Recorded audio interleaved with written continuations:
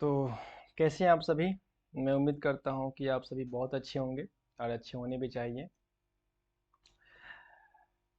चलिए हम आगे बढ़ते हैं। जैसा कि आपको मालूम है कि हम प्रधान शिक्षक की वैकेंसी जो निकली है 40,243 प्राथमिक विद्यालय में, उस पर हम बात कर रहे हैं, जिसका एग्ज़ाम डेट 13/6 को आ चुका है। हम जो बात कर रहे हैं, हम यूनिट 1 की बात कर रहे हैं, जिसमें हमने आज अभी तक 6 टॉपिक की को बात कर चुके हैं, डिस्कस कर चुके हैं। जो अभी मेरा टॉपिक चल रहा है वो टॉपिक नंबर 6 है। 5 की बात कर चुके हैं, टॉपिक टॉपिक नंबर 6 है। ये टॉपिक नंबर 6 है। आप देखेंगे, आपके पास सिलेबस होगा तो आपको अच्छे से मालूम होगा। इस पे हम बात कर चुके हैं philosophical base of education, psychological base of education, और अब हम बात करेंगे sociological base of education. Philosophical base of education पे हमने बात किया था कि एक फिलॉसफी का आधार क्या है। शिक्षा में फिलॉसफी का क्या आधार है? फिलॉसफी क्या कहता है कि शिक्षा किस बेस पे होनी चाहिए, शिक्षा का आधार क्या होना चाहिए। फिलॉसफी कहता है कि शिक्षा का आधार होना चाहिए शिक्षा का क्या उद्देश्य है, इसके बेस पर। शिक्षा की क्या प्रकृति है, इसके बेस पर। शिक्षा का क्या इंपॉर्टेंस है, महत्व है, इस पर। साइकोलॉजी कहता है वहीं पर, साइकोलॉजी की शिक्षा कैसे दी जाए बच्चे को, ये उसका आधार होना चाहिए, ये भी उसका आधार होना चाहिए। साइकोलॉजी बताता है कि बच्चे के विभिन्न पर्सपेक्टिव्स जो हैं उसको समझाने में साइकोलॉजी मदद करता है। जैसे उसके पर्सनैलिटी को समझाने में, जैसे उसके इंटेलिजेंस को समझाने में, जैसे उसके इंडिविजुअल रिलेशन को समझाने में, जैसे उसके मेंटल प्रोसेस को समझाने में, इन तमाम चीज़ों को समझाने में साइकोलॉजी जो है हेल्प करता है एक स्टूडेंट को। अब हम बात करेंगे सोशियोलॉजिकल पर्सपेक्टिव ऑफ एजुकेशन। ठीक है ना, आइए बात करते हैं आगे। Sociological perspective of education. Sociological समाज शास्त्रीय आधार, शिक्षा का समाज शास्त्रीय आधार क्या है। शिक्षा, समाज क्या कहता है कि शिक्षा कैसी होनी चाहिए। सोशियोलॉजिकल बेस ऑफ एजुकेशन या सोशियोलॉजिकल व्यू ऑफ एजुकेशन, शिक्षा का समाजशास्त्रीय दृष्टिकोण शिक्षा को एक सामाजिक संस्था और समाज में इसकी भूमिका को समझने पर केंद्रित है। ये क्या कहता है? ये कहता है कि शिक्षा जो है, एजुकेशन जो है, वो सामाजिक संस्था है, सोशल इंस्टीट्यूशन है, और समाज में इसकी भूमिका को समझना एक विद्यार्थी के लिए, एक व्यक्ति के लिए बहुत जरूरी है। एक बच्चा समाज में रहता है, चूंकि एक बच्चा समाज में रहता है, इसलिए उसके लिए समाज, समाज की प्रकृति, समाज के प्रकार, संस्कृति और समाज के परस्पर निर्भरता के बारे में जानना महत्वपूर्ण है। क्यों? क्योंकि बच्चा समाज में रहता है। इसलिए शिक्षा का यह काम है कि बच्चे को समझाएं कि समाज क्या होता है, समाज की प्रकृति क्या होती है, समाज के प्रकार क्या होते हैं, समाज की संस्कृति क्या होती है, और दो समाज के बीच परस्पर क्या संबंध होते हैं। यह काम है शिक्षा का। शिक्षा इसके बेस पे होनी चाहिए, शिक्षा का यह आधार होना चाहिए। The sociological view of education focus करता है understanding education a social institution. क्या बोल रहा है? एजुकेशन जो एक सोशल इंस्टीट्यूशन है, and its role in society, और समाज में इसका रोल है, इसकी भूमिका है। A child leave the society, एक बच्चा समाज में रहता है, सो इसलिए इट इज इम्पोर्टेंट, ये महत्वपूर्ण है, फॉर हिम, उसके लिए, किसके लिए? बच्चे के लिए, टू नो, कि जाने, about the society and nature of society, कि समाज के बारे में जाने, समाज के नेचर के बारे में जाने, समाज कितने तरह के होते हैं वो जाने, interdependence between culture and society, समाज की संस्कृति और समाज के बीच क्या रिश्ता है वो जाने, इन तमाम चीज़ों को जाने। और शिक्षा इस तरह से देनी चाहिए ताकि बच्चे को ये बात समझ में आए। जिस तरह से फिलोसफी, साइकोलॉजी के अलग अलग स्कूल ऑफ थॉट थे, अलग अलग विचार थे, अलग अलग विचारधाराएं थी, उस तरह समाज शास्त्रीय, समाज सोशोलॉजी को, सोशोलॉजी का लॉजी जो है, उनके भी अलग अलग विचार हैं, अलग अलग थॉट्स हैं, अलग अलग स्कूल ऑफ थॉट्स हैं। उसमें पहला जो है वो है प्रकार्यवाद, फंक्शनलिज्म। ठीक है ना। अब ये तो ओवरव्यू था कि सोशोलॉजिकल, अब हम इसके अंदर थोड़ा सा इसके ब्रांच को समझेंगे, इसकी शाखाओं को समझेंगे कि कौन सी शाखाएं शिक्षा को किस तरह से मानती है, कहती है कि शिक्षा कैसी होनी चाहिए। प्रकार्यवाद, फंक्शनलिज्म। फंक्शनलिज्म के जो प्रणेता है वो इमानुएल दुर्खिम है। आप याद रखिएगा इन सब चीजों को, छोटी छोटी बातों को। और टेलकॉट पर्सन्स, टेलकॉट पर्सन्स भी हैं, लेकिन इमानुएल दुर्खिम जो है वो सोशियोलॉजी पर बहुत सारे काम किए हैं, एजुकेशनल सोशियोलॉजी पे भी काम किए हैं। तो इमानुएल दुर्खिम जो है वो प्रकार्यवाद के प्रणेता के तौर पर जाने जाते हैं। जैसे प्रकार्यवाद, ऐसे कई सारे प्रकार्यवाद हैं। शिक्षा को समाज की स्थिरता और एकजुटता के लिए आवश्यक कार्यों को पूरा करने के रूप में देखते हैं। इनका क्या मानना, इनका मानना है कि शिक्षा जो है वो समाज के अंदर एक स्थिरता लाता है, समाज के अंदर एक एकजुटता पैदा करता है, कोहेंशन पैदा करता है। कौन कहते हैं? प्रकार्यवाद का कहना है। प्रकार्यवाद के अनुसार शिक्षा सामाजिक एकीकरण और सहयोग के लिए आवश्यक सांस्कृतिक मूल्यों, मानदंडों और ज्ञान को प्रसारित करते हुए व्यक्ति की समाजीकरण करती है। ये क्या कहते हैं? ये कहते हैं कि शिक्षा जो है वो व्यक्ति का समाजीकरण करता है। कैसे समाजीकरण करता है? व्यक्ति सामाजिक मूल्य, मानदंड और ज्ञान को प्रसारित करता है और इसके माध्यम से शिक्षा जो है व्यक्ति का समाजीकरण करता है। और साथ ही साथ शिक्षा सामाजिक एकीकरण, सोशल इंटीग्रेशन पैदा करता है और सामाजिक सहयोग पैदा करता है। Functionalist such as Emile Durkheim and Tolkien persons view education is serving essential function for society stability and cohesion.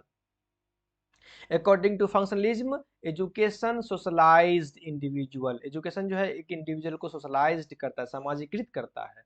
Transmitting culture, values, norms and knowledge, culture को, वैल्यू को, नॉर्म्स को, नॉलेज को ट्रांसमिट करके, प्रसारित करके। Unnecessary for society integration and cooperation, और ये जरूरी है किसके लिए? सामाजिक एकीकरण के लिए और सामाजिक सहयोग के लिए जरूरी है। ये प्रकार्यवाद का कंसेप्ट है शिक्षा को लेकर के। आगे हम बात करते हैं आलोचनात्मक शिक्षा शास्त्र, क्रिटिकल पेडागोजी। ठीक है ना? आलोचनात्मक शिक्षा शास्त्र, क्रिटिकल पेडागोजी, इसके बारे में हम पहले भी पढ़ चुके हैं। साइकोलॉजी में हम पढ़े थे और भी जगह पढ़ने को आपको मिलेगा। फिलॉसफी में पढ़े, फिलॉसफी में भी हम इसको पढ़े थे और भी जगह पढ़ने को मिलेगा। यहाँ भी इसको पढ़ना जरूरी है। क्यों? क्योंकि क्रिटिकल पेडागोजी है जो है वो सोसाइटी से कनेक्शन है, इसका सोसाइटी से इसका रिश्ता है, रिलेशन है सोसाइटी से।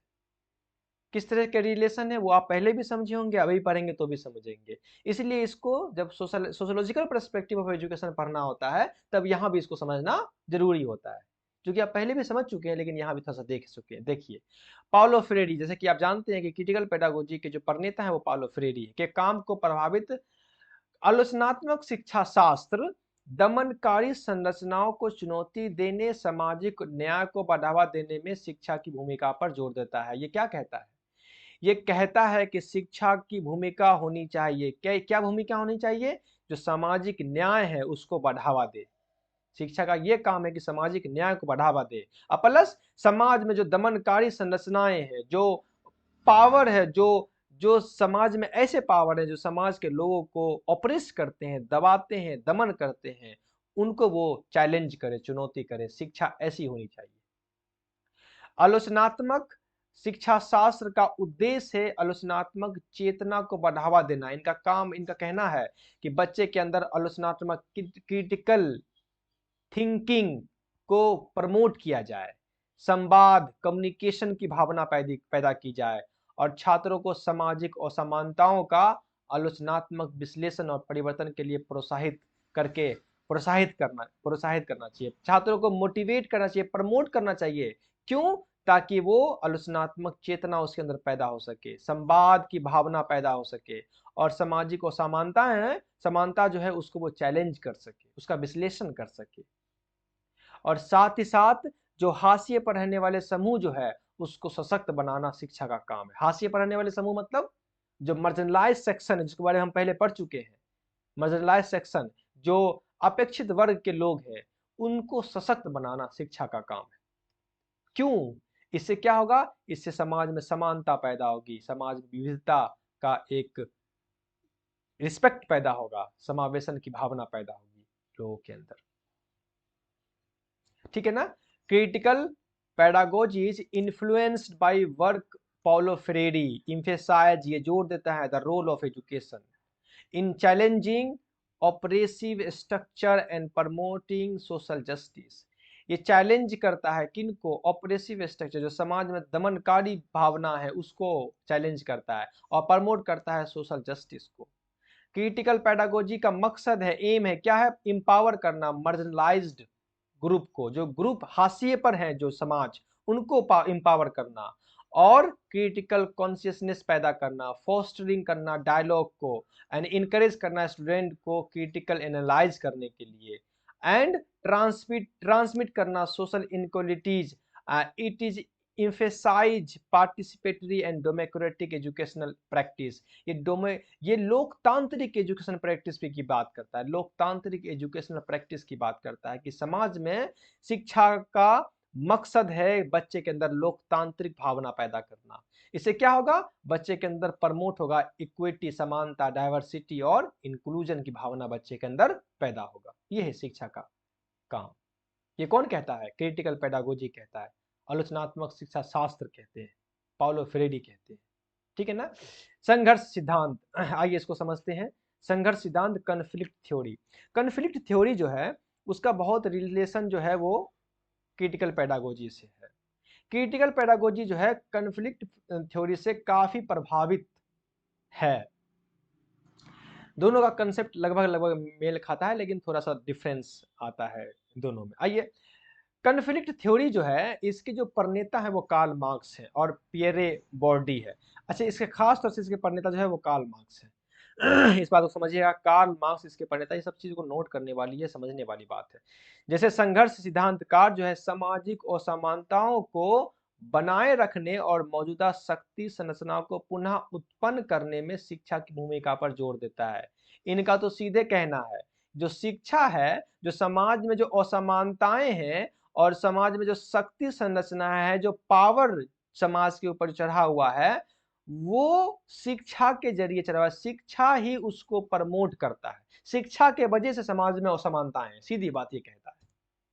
संघर्ष सिद्धांतकार के अनुसार शिक्षा जो है प्रमुख समूह का पक्ष लेकर और उनके विशेषाधिकार को वैध बनाकर वर्ग, नस्ल और लैंगिक असमानताओं को प्रतिबिंबित, सुदृढ़ करती है। ये क्या कहता है? ये कहता है कि शिक्षा जो है प्रमुख, जो समाज में जो इलीट क्लास है, प्रमुख वर्ग है, उसका पक्ष लेता है और जो समाज में वर्ग है, नस्ल है, लैंगिक असमानताएं पैदा करता है। यानी सीधे ये शिक्षा पर ही क्लेम करते हैं। ठीक है ना।